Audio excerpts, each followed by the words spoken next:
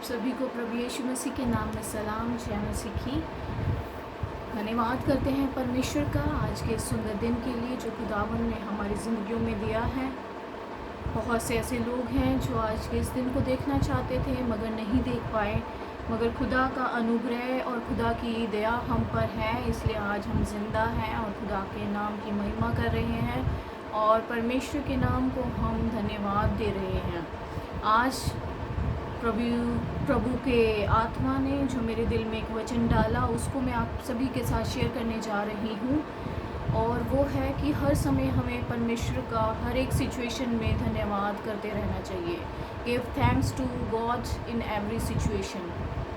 तो हम जैसे कि देखते हैं कि ये गीत भी है, हालात भी रोक नहीं सकते मुझे तेरी परस्तिश करने को।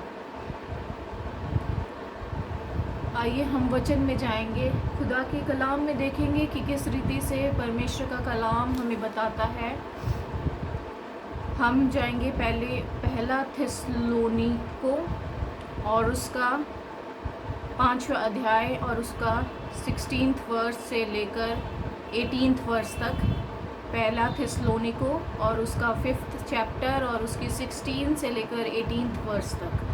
यहाँ पर खुदा के कलाम में इस प्रकार से लिखा है, सदा आनंदित रहो, निरंतर प्रार्थना में लगे रहो, हर बात में धन्यवाद करो, क्योंकि तुम्हारे लिए मसीह यीशु में परमेश्वर की यही इच्छा है।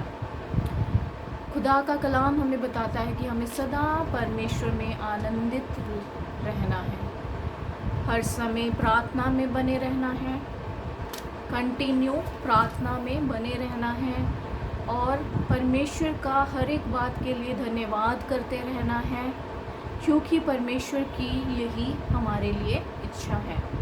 परमेश्वर चाहते हैं कि हम हर समय परमेश्वर का धन्यवाद करते रहें, क्योंकि परमेश्वर ने हमारी रचना इसलिए ही की है ताकि हम उसका धन्यवाद करते रहें, उसको धन्यवाद की भेंट चढ़ाते रहें।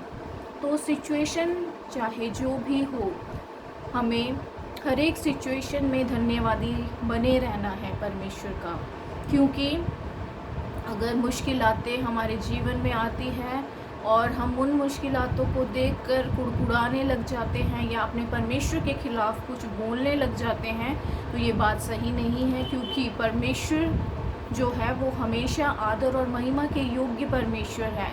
आपने देखा होगा जब हम बाइबल में पढ़ते हैं, जैसे कि मूसा जिस समय मिस्र की गुलामी से इज़राइली लोगों को निकाल कर लेकर आ रहा था और रास्ते में जब वो जंगल में थे, बियाबान में थे, तो जो इज़राइली लोग थे वो मिस्र की बातों को याद कर रहे थे कि वहाँ पर तो हमें मांस खाने को मिलता था, वहाँ पर हम अच्छे मसालेदार भोजन खाया करते थे, और अब हमें ऐसा कुछ नहीं मिल रहा है, तू हमें प्यासा मार डालेगा। तो वो कुड़कुड़ा रहे थे, बुड़बुड़ा रहे थे मांस के लिए, पानी के लिए, और ये जो सब बातें थी उनका कुड़कुड़ाना परमेश्वर को पसंद नहीं आया। इसी कारण वो अपनी आशीष को नहीं पाए, और जो कि उनका सफ़र 12 या 14 दिन का था कनान देश में पहुंचने का, जहां पर उनके लिए परमेश्वर ने कितनी बड़ी आशीष रखी थी, जहां पर सोने चांदी की सड़कें थी और वहां पर दूध की नदियां बहती थी, मधु की नदियां बहती थी। उनके लिए ये सब कुछ प्रभु ने रखा था, मगर परमेश्वर को उन्होंने नाराज़ करा और यहोवा परमेश्वर ने उनको फिर 40 साल तक बियाबान में भटकने दिया, और वो भटकते रहे बियाबान में और वहीं पर मर गए। और हम इस बात से हमें ये सीख मिलती है कि हमें कभी भी मुश्किल समय में कुड़कुड़ाना नहीं है।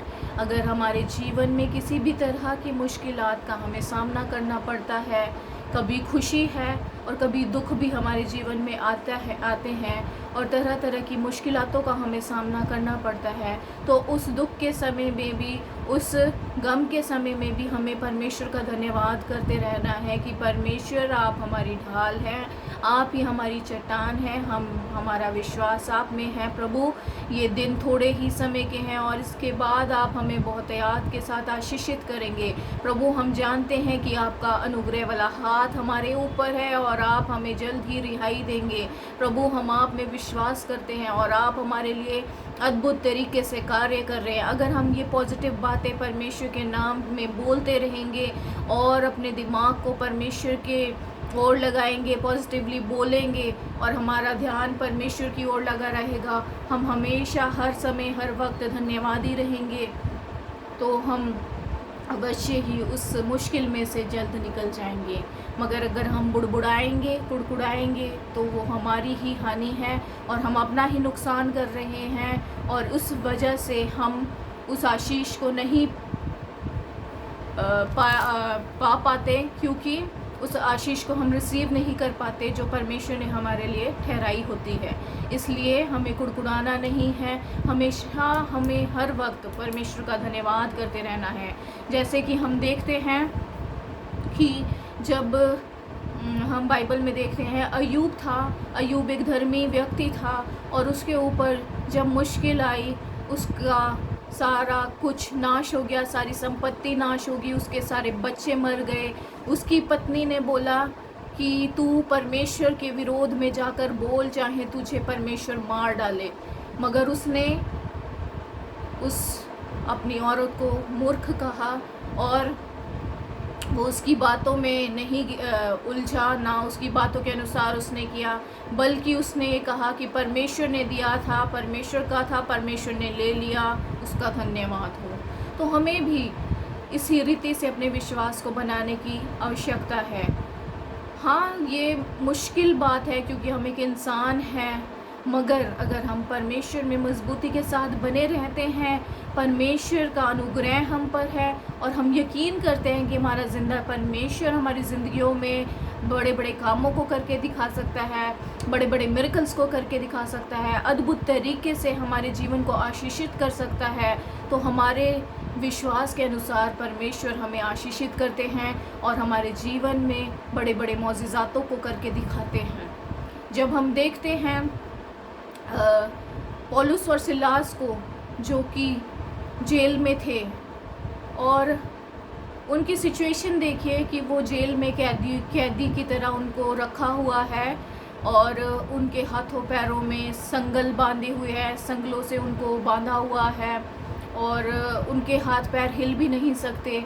फिर भी उस समय भी वो जेल में भी क्या कर रहे हैं? प्रभु की स्तुति कर रहे हैं, आराधना कर रहे हैं। और उनकी स्तुति आराधना के द्वारा क्या होता है कि वहाँ पर एक भूकंप जैसा आ जाता है और सारा जो वहाँ के जो जिसके अंडर वो थे, जो वहाँ का जेलर था, उसके अंडर वो थे, वो भी घबरा जाता है। वो सोचता है कि शायद सारे दरवाजे खुल गए हैं, एक भूकंप सा आ गया है, मुझे लगता है कि सारे कैदी जो है वो भाग गए हैं, और वो तलवार निकाल कर अपने आप को मारने लग जाता है। मगर पौलुस और सिलास उसको आवाज़ देते हैं कि हम भागे नहीं हैं, हम यहाँ सब यहीं पर ही हैं, वो अपने आप को हानि ना पहुँचा।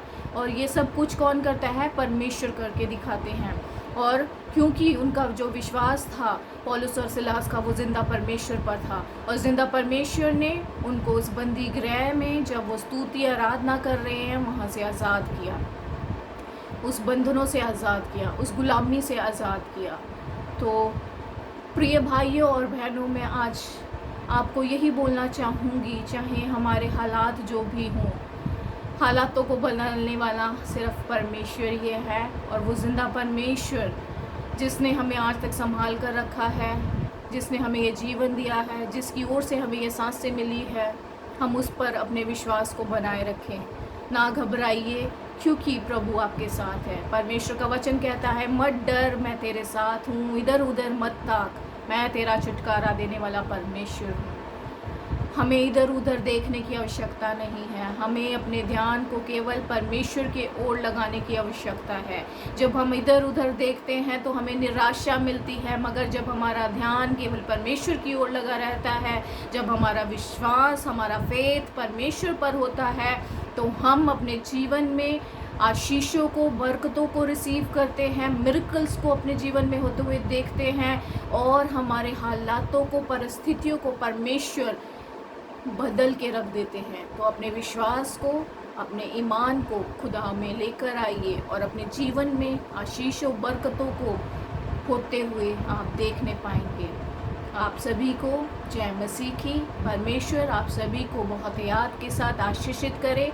मैं आशा करती हूँ कि ये वचन आप सभी के जीवन के लिए एक आशीष का कारण हो, बरकत का कारण हो, और आपके जीवन में बहुत याद के साथ प्रभु यीशु मसीह नासरी के नाम से खुशहाली को, बरकतों को, बड़े बड़े मौजीज़ों को करके दिखाए, और आप परमेश्वर में बने रहें, अपने ईमान को बनाए रखिए और खुदावन में ऊंचे उठें। जय मसीह की। God bless you all.